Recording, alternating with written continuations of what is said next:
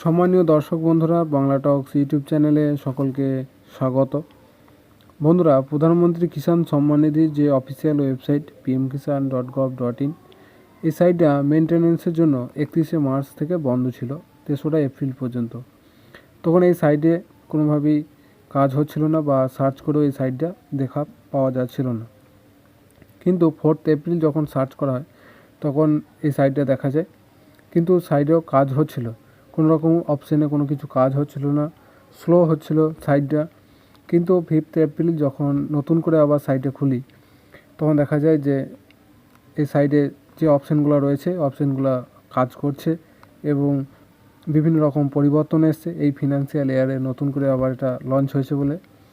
তা কী কী পরিবর্তন এলো এই অপশানগুলোতে তা আমি একে একে দেখাবো আপনাদেরকে এবং আমার এই ভিডিওতে। তার আগে আপনাদের কাছে একটা ছোট্ট অনুরোধ, যে সকল দর্শকবৃন্দ আমার এই চ্যানেলে প্রথম ভিজিট করছেন দয়া করে যেন চ্যানেলটা অতি অবশ্যই সাবস্ক্রাইব করবেন লেটেস্ট ও নিত্য নতুন ভিডিও সবার আগে পাওয়ার জন্য।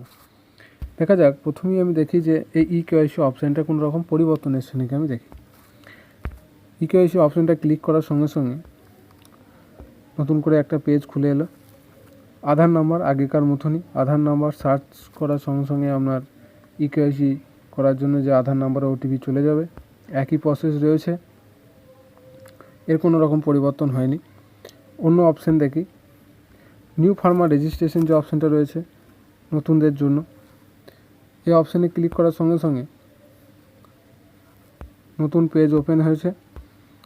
একই সিস্টেমই রয়েছে আগের মতনই, আপনারা দেখতেই পাচ্ছেন। এবার নো ইওর স্ট্যাটাস, যেটা সব থেকে বড় দরকার সবসময়ের জন্যে, আপনার স্ট্যাটাস চেক করার জন্য নো ইওর স্ট্যাটাস এই অপশানে ক্লিক করার সঙ্গে সঙ্গে আমাদেরকে আরেকটা পেজ নিয়ে যাবে। দেখা যাক, হ্যাঁ একই রকমই রয়েছে, কোনো রকম পরিবর্তন হয়নি।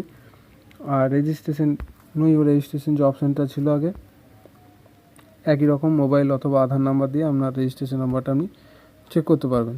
এগুলা কোনো রকম পরিবর্তন হয়নি। আর নতুন করে এটা মোবাইল অ্যাপটা এর মধ্যেই আপনি ডাউনলোড করতে পারবেন এই প্লে স্টোর থেকে এখানে।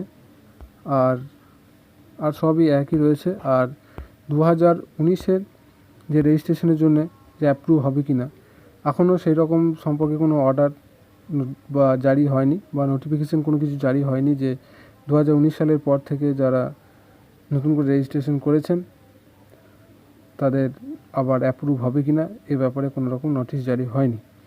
তা নতুন করে ওয়েবসাইটটা আসার পরও দেখা গেল যে সব একই রকমই রয়েছে, কোনো রকম কোনো কিছু পরিবর্তন হয়নি।